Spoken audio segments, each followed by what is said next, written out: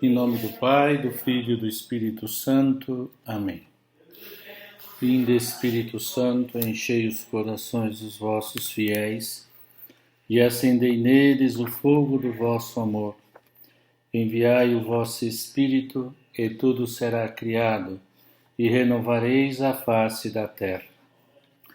Oremos, ó Deus, que instruíste o coração dos vossos fiéis com a luz do Espírito Santo. Fazei que apreciemos retamente todas as coisas, segundo o mesmo Espírito, e gozemos sempre da sua consolação. Por Cristo Senhor nosso. Amém. Pai nosso que estais no céu, santificado seja o vosso nome. Venha a nós o vosso reino, seja feita a vossa vontade, assim na terra como no céu. O pão nosso de cada dia nos dai hoje, perdoai-nos as nossas ofensas, assim como nós perdoamos a quem nos tem ofendido, e não nos deixeis cair em tentação, mas livrai-nos do mal. Amém. Ave Maria, cheia de graça, o Senhor é convosco. Bendita sois vós entre as mulheres, e bendito é o fruto do vosso ventre, Jesus. Santa Maria, Mãe de Deus, rogai por nós, pecadores, agora e na hora de nossa morte. Amém. Glória ao Pai, ao Filho e ao Espírito Santo, como era no princípio, agora e sempre. Amém. Então, que o Espírito Santo nos ajude, o nosso anjo da guarda, sugira para nós ideias de Deus teológicas reveladas para que possamos ser felizes nesta vida. Somos chamados à felicidade, né? E a felicidade está em Cristo. O que nós buscamos através do caminho, da razão, e podemos esperar, né? Meditar, nós vamos dando um passo a esperar.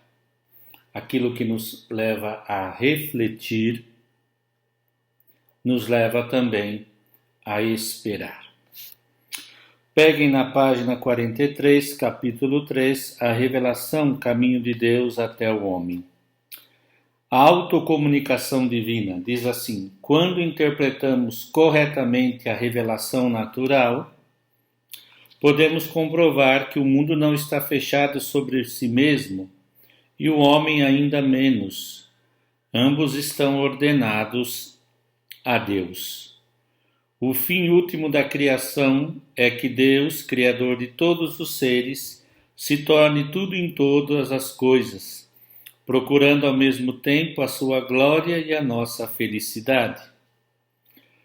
Mas não chegamos a esse conhecimento senão com esforço e de dificuldade, e talvez depois de muitos erros, dado que a nossa inteligência está obscurecida e a nossa vontade está enfraquecida pelo pecado.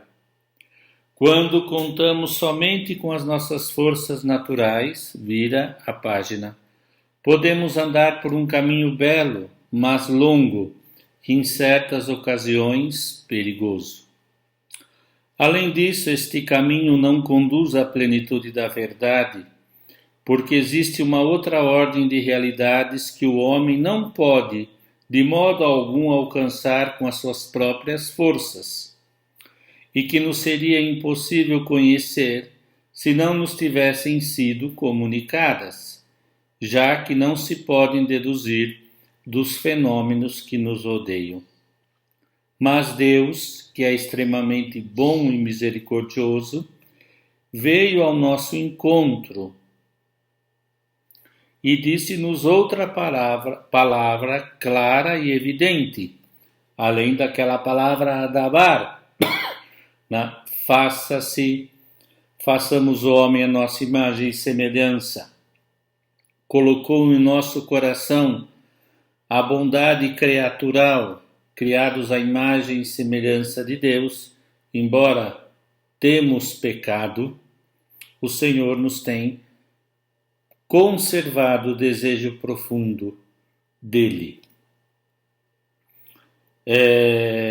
Dirigiu-se a nós do modo que transcende a sua manifestação na criação. Comunicou-nos quem é e deu-nos uma nova luz para compreender o mundo. Esta é a revelação sobrenatural ou revelação propriamente dita. Aqui entra o ponto, né? A gente costuma revelação natural, seja pelo cosmos, seja pelo próprio homem, pelo seu desejo de plenitude. E a revelação sobrenatural é quando o homem vem. Não, desculpe, o homem não pode ir. O homem está num caminho de busca, mas é Deus que vem buscá-lo. Deus vem ao seu encontro. Essa é a beleza do cristianismo. Entrega sem reservas, página 44. Deus aproximou-se de nós, abriu-nos o seu coração e, de alguma maneira, deu-nos a conhecer a sua própria intimidade e o seu mundo interior. O motivo desta atuação é o amor que move Deus a comunicar a sua vida para além de si mesmo. São Tomás de Aquino afirma: é o amor que causa a revelação dos mistérios. E o Concílio Vaticano II concretiza: o Pai que está no céu vai amorosamente ao encontro dos seus filhos para conversar com eles. Aqui a palavra conversar é junção de duas palavras. Cum é com, versus é ir ao encontro. Deus vem ao encontro para falar, dialogar com o homem de outra forma, de um modo natural, do modo criatural. O Antigo Testamento, página 45, e o Novo Testamento testemunham esta realidade em muitos lugares. Deus que está no oculto, está oculto aos homens e que habita uma luz inacessível, comunica-nos o seu próprio mistério, mantido em silêncio por tempos eternos. Por isso, o homem não caminha para o vazio quando se entrega à busca de sentido e felicidade. Deus não está sentado no seu trono como um monarca oriental na antiguidade. Não permanece numa distância inalcançável. Pelo contrário, vem ao nosso encontro, entrega-se a nós. Revela-nos não só que existe, mas que também é Yahvé, rico em amor e fidelidade. É Emmanuel, o Deus conosco, que nos concede a sua amizade e nos convida a ser seus amigos. O conteúdo principal da revelação é a Santíssima Trindade. Deus quis, com a sua bondade e sabedoria, revelar-se a si mesmo e manifestar o mistério da sua vontade. A Trindade é o mistério de Deus em si mesmo, a fonte de todos os outros mistérios da fé e a luz que nos ilumina. É um mistério em sentido estrito, um dos mistérios ocultos em Deus, que não podem ser conhecidos se não forem revelados lá do alto. Deus mostra-nos que é amor e chama-nos ao amor. É um Deus que, por superabundância do seu ser, se dá e se comunica.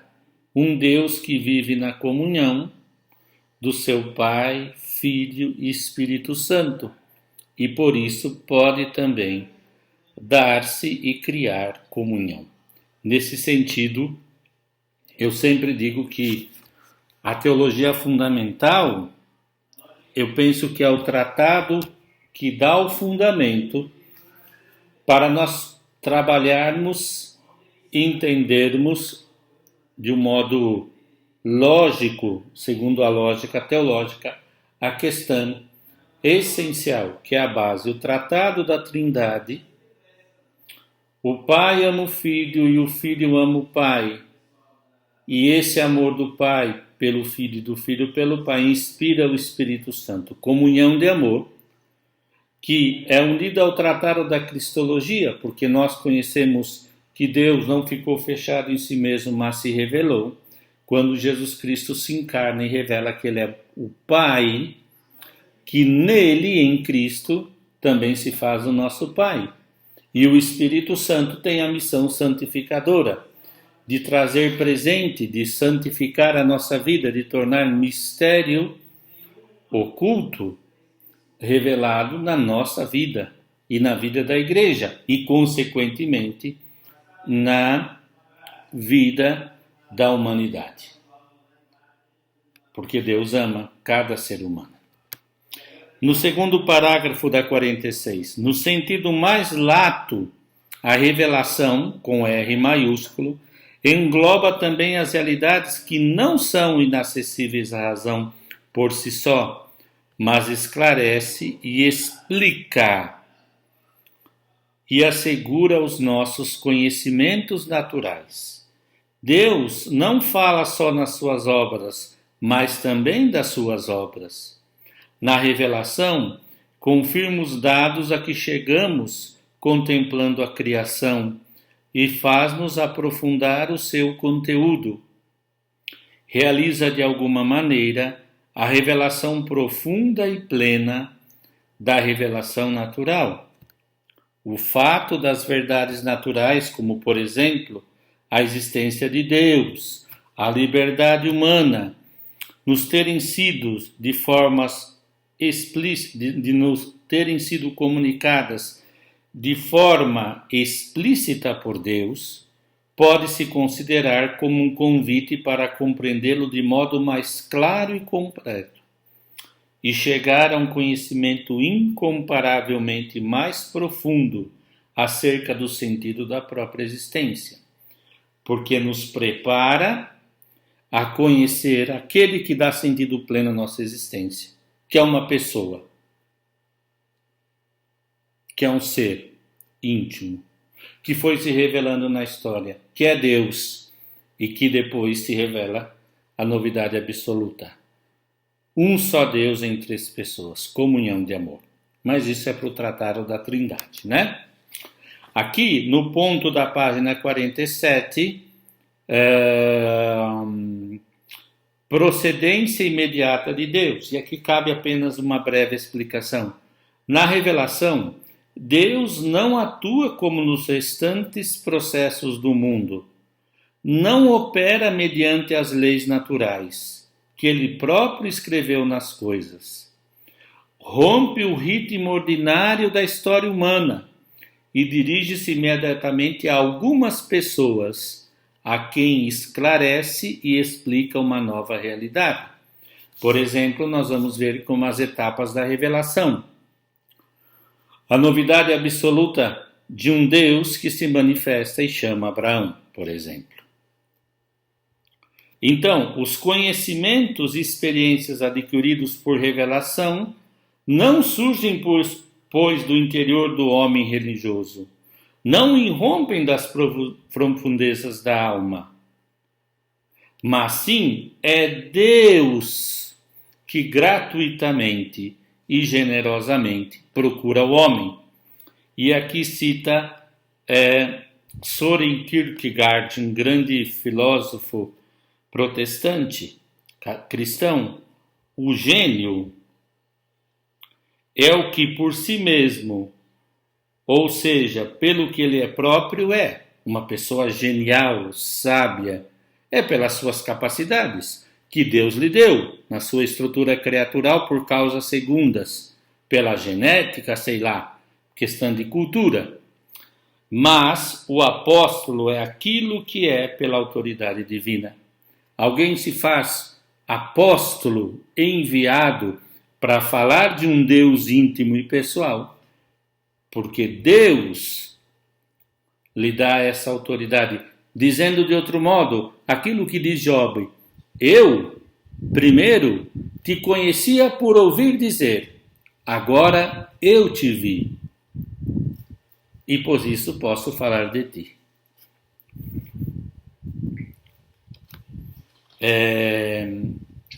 E aqui diz, né? Deus vai se dando a conhecer, vai nos iluminando. E aqui na página 48, no primeiro parágrafo da página 48, ou no sétima linha, algumas coisas podem servir como sinais da revelação, porque entre elas e a manifestação sobrenatural de Deus há uma semelhança, apesar de uma profunda diferença. Quando Jesus Cristo, por exemplo, diz de si mesmo que é o pão da vida, exprime com isso que ele tem para a vida espiritual eterna uma função semelhante à do pão para a vida corporal e cotidiana. Sem dúvida, o que ele confere à vida espiritual é mais de semelhante do que semelhante ao papel do pão desempenha na nossa vida natural. Mas é um modo na dissemelhança para a gente entender algo do que significa que Jesus é o pão da vida. Diz lá no final do parágrafo, por ausência desta semelhança, não poderia em contrapartida dizer que Jesus é a pedra da vida. As propriedades e funções naturais do pão constituem, portanto, o pressuposto para que seja um instrumento apto para a revelação divina. E aqui, o último parágrafo da 48, indo para as 49, é revelador. Esta revelação abre-nos novos horizontes, cria um ponto de apoio fora do nosso mundo, a partir do qual se torna mais fácil julgar retamente os acontecimentos da vida.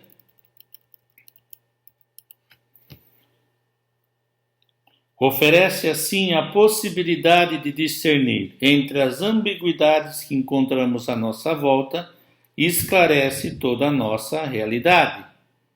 Faz-nos ver o mundo na sua profundidade e beleza, como uma paisagem durante o pôr do sol.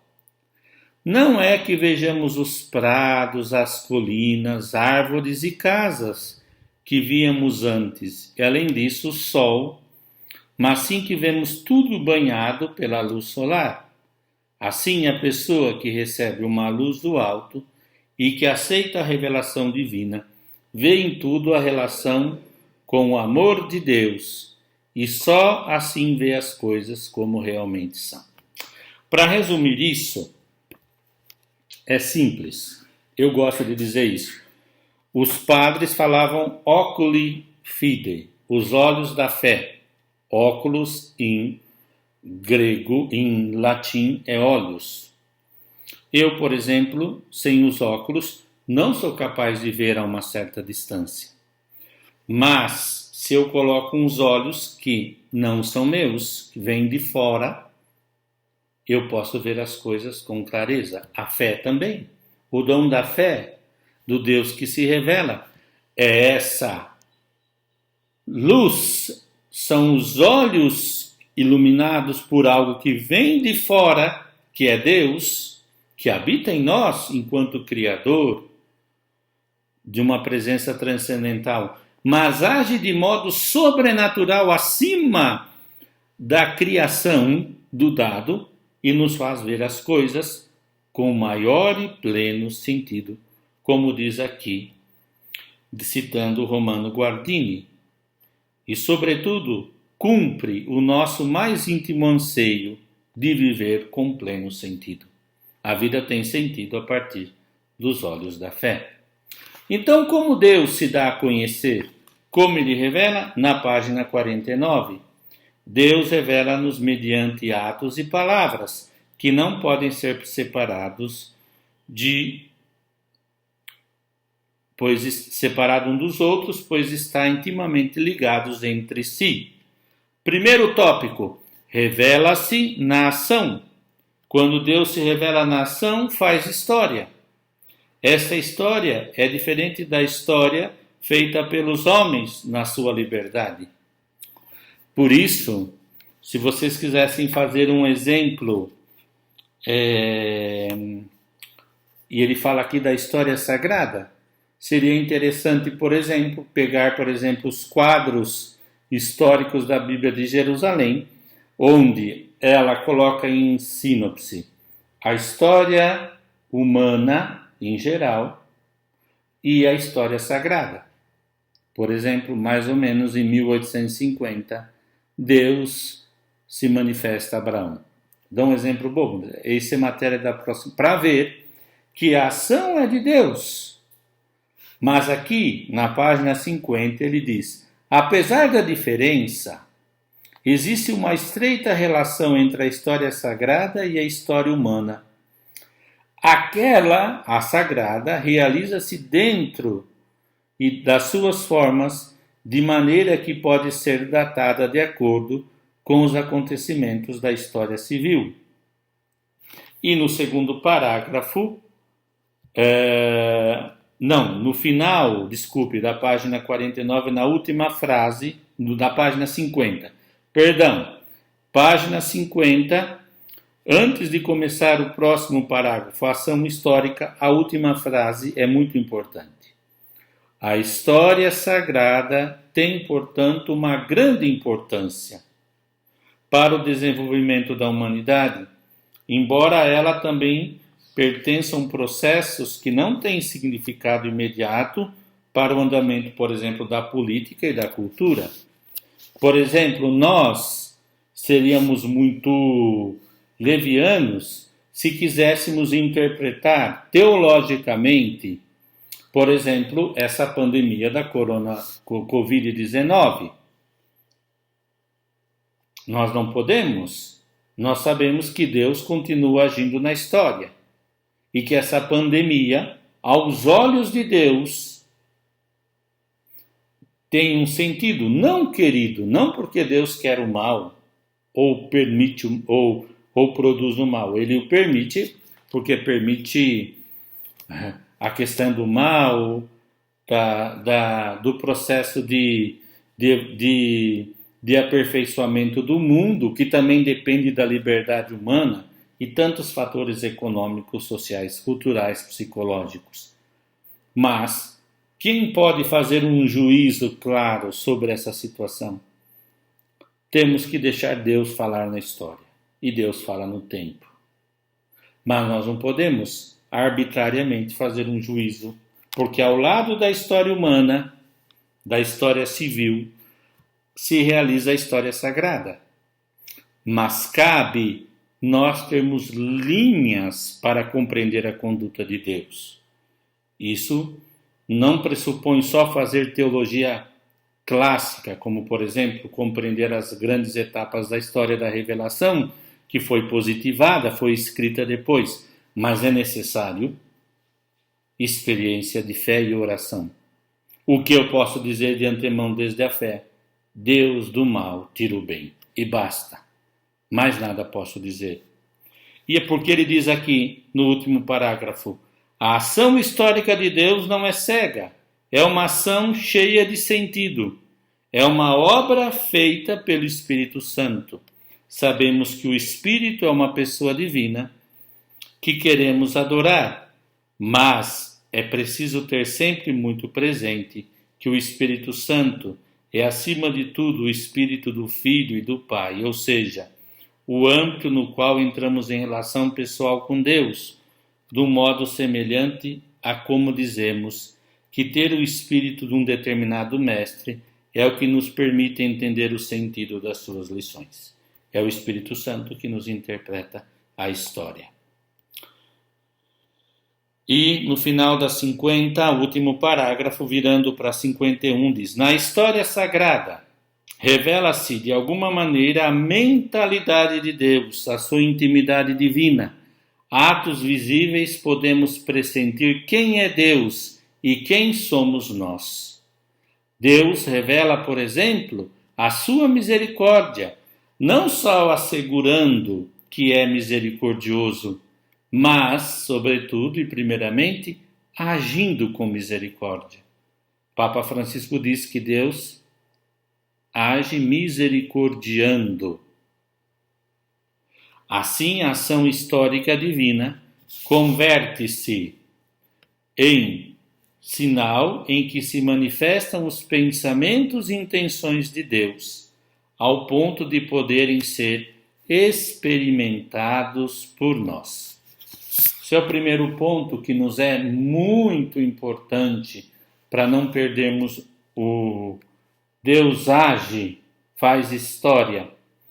E a sua revelação é palavra, na palavra. O segundo aspecto da revelação, página 51, histórica, é a palavra pronunciada por Deus a um determinado homem. Deus diz esta palavra a uma pessoa que ele mesmo escolheu.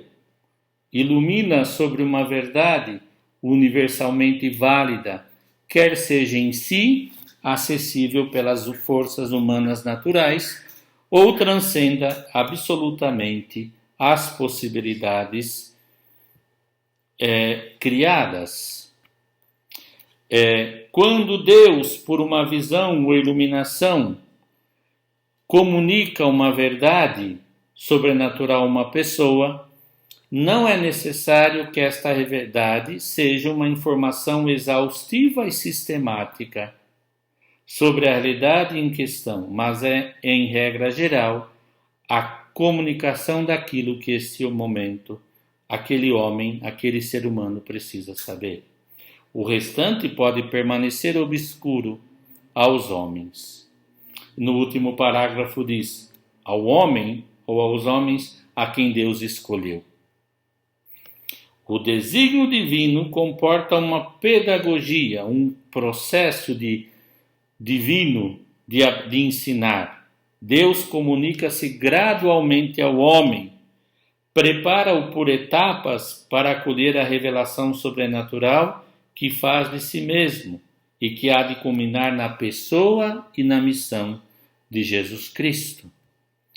Em várias ocasiões, Santo Irineu de Leão refere-se a essa pedagogia divina sobre a imagem do mútuo acostumar-se entre Deus e o homem. E diz aqui Irineu, o Verbo de Deus habitou no homem e se fez filho no homem, para acostumar o homem a aprender a Deus e Deus a habitar no homem, porque é algo sobrenatural, que transcende qualquer poder humano.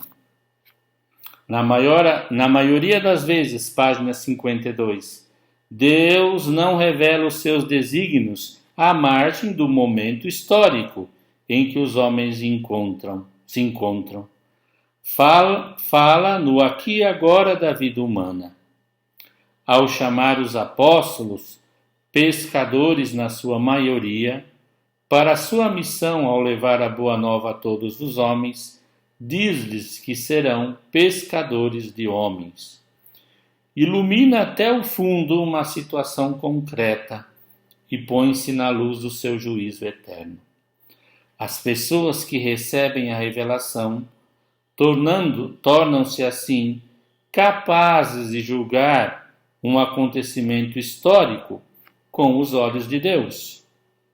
A fé, os óculos da fé. E de tomar decisões convenientes de acordo com a perspectiva divina e não apenas em razão de cálculos humanos.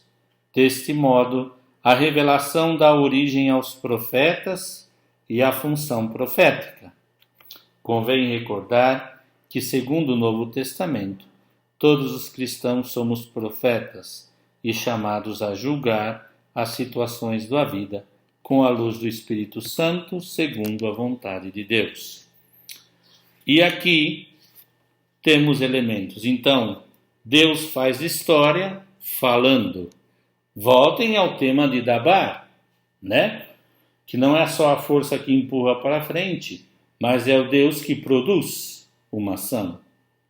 Por exemplo, Deus tocou o coração de Abraão, como nós vamos ver na próxima aula, e disse: Abraão, sai da tua terra, da tua parentela. Dirá: podes contar as estrelas do céu e os grãos de areia da praia do mar? Se puderes, assim será o número da tua geração, da tua descendência que gerarás, da tua fecundidade. E Deus fala, como falou a pescadores, fala a um homem, Abraão, é um homem falido que tem muitos bens, mas não tem um filho. Na sua mentalidade, ter um filho era a única forma de manter viva a sua memória, porque não havia nenhuma possibilidade de viver depois da morte física. E outras coisas mais, mas que o exemplo é esse. Então, se é assim, Deus faz história, se manifestando, agindo a sua dabar, produzindo vida, diálogo, comunicando. O que comunica Deus? Então, da página 53 até a 57, dois temas são importantes. Caráter pessoal da revelação. Diz assim, na página 53, iniciando: a revelação é uma comunicação que tem lugar de pessoa a pessoa. O seu conteúdo não são fundamentalmente umas verdades particulares e mandamentos concretos que não possamos conhecer pelas nossas próprias forças. Ao dirigir-se ao homem, Deus não se limita a transmitir algo com palavras e obras, mas entrega-se a si mesmo a nós. Então, Deus se entrega sem reserva, mas ele se entrega como se entrega? Revela o quê? O que Deus nos faz compreender, se vocês quiserem, ou vitalmente entender da sua autocomunicação divina, como vimos aqui no começo na página 43, o ponto daqui, o mistério de Deus amor. Se nos perguntarmos como é Deus na realidade, não é necessário que nos entreguemos a complicadas especulações. Também não precisamos de apelar a um sentimento difuso. Menos ainda podemos considerar a fé em Deus como uma projeção dos nossos desejos e impulsos. A resposta encontra-se na história da relação de Deus com os homens. Por conseguinte, não podemos responder de outro modo à pergunta levantada, senão relatando essa história dizendo: aqui está Deus, aquele que guia Abraão, que liberta Israel, que ressuscita Jesus Cristo.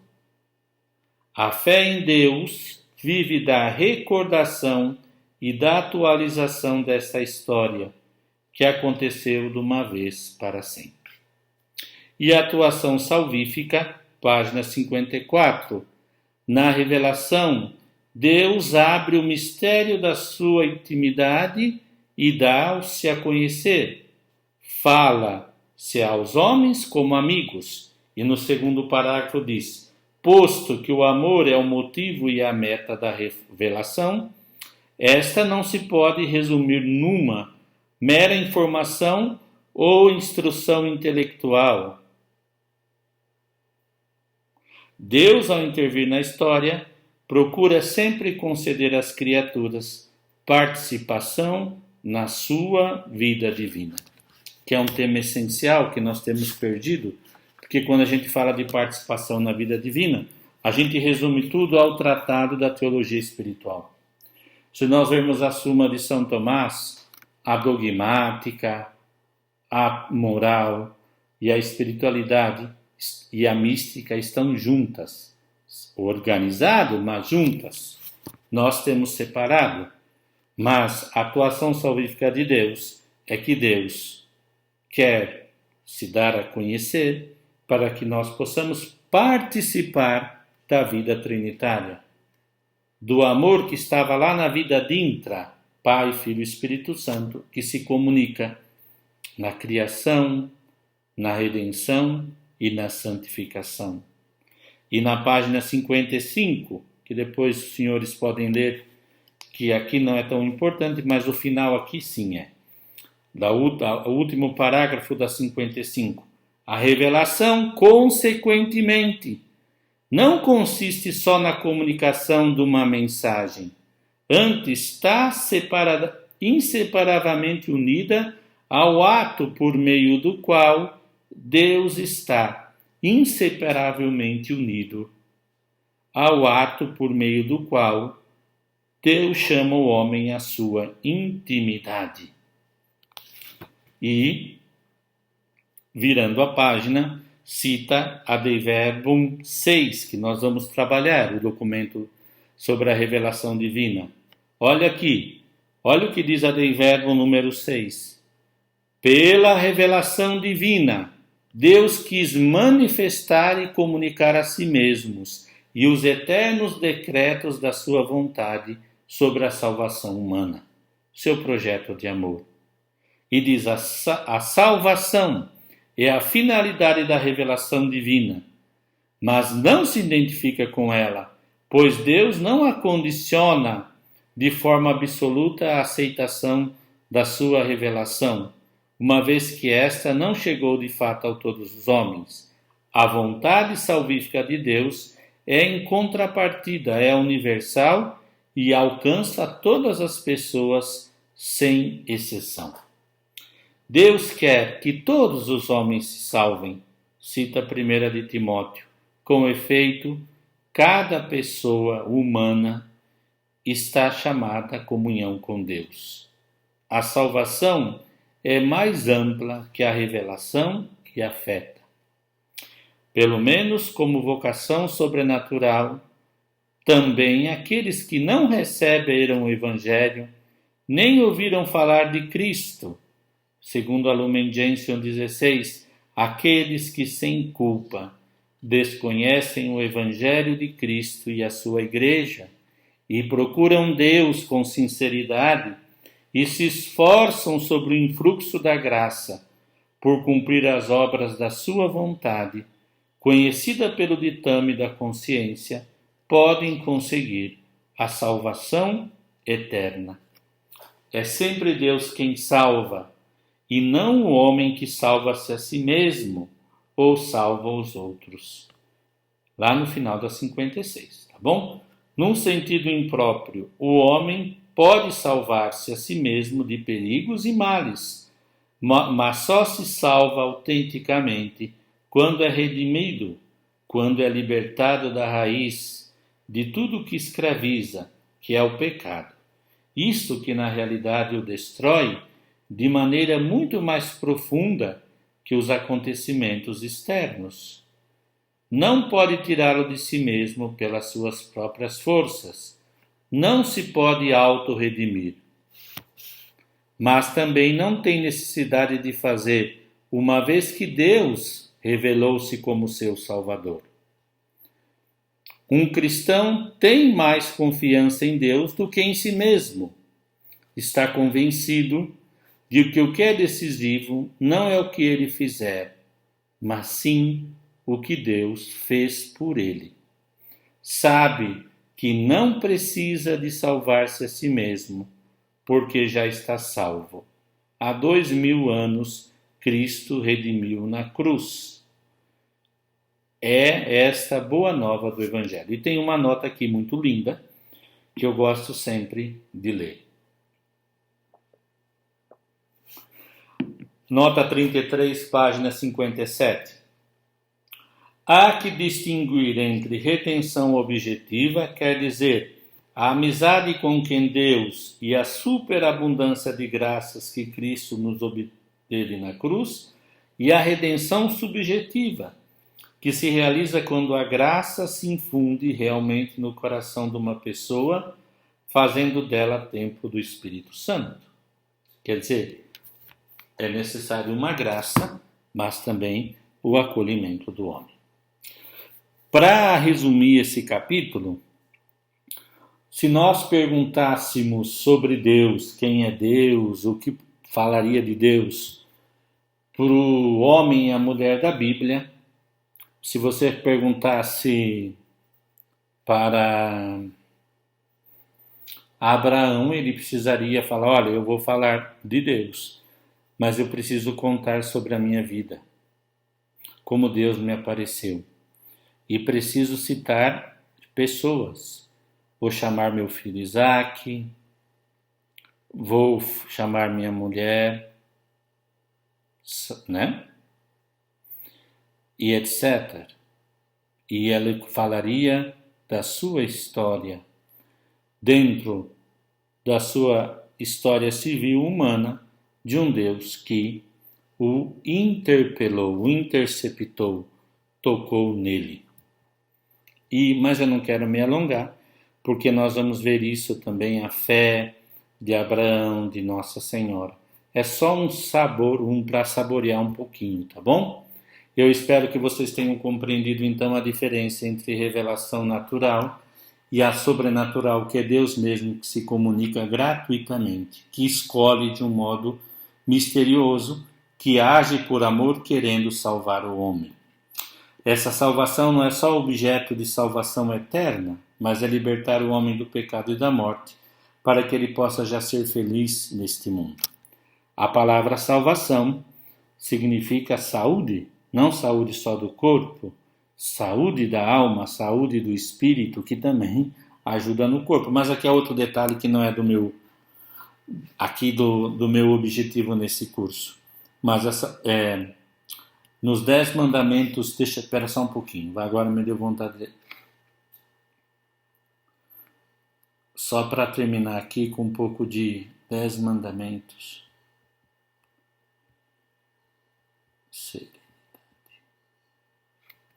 De São João 23 escreveu os 10 mandamentos da serenidade.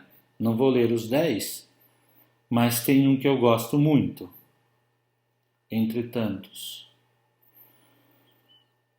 Ele diz: só por hoje, Senhor, sentirei-me feliz com a certeza de ter sido criado para ser feliz, não só na vida eterna, mas também neste mundo. Resumindo tudo, em Deus o nosso coração descansa e tem paz, no meio da luta, das dificuldades. História humana e divina se encontram, porque Deus vem ao encontro do ser humano. Vamos continuar o nosso curso. Paz e bem. Obrigado.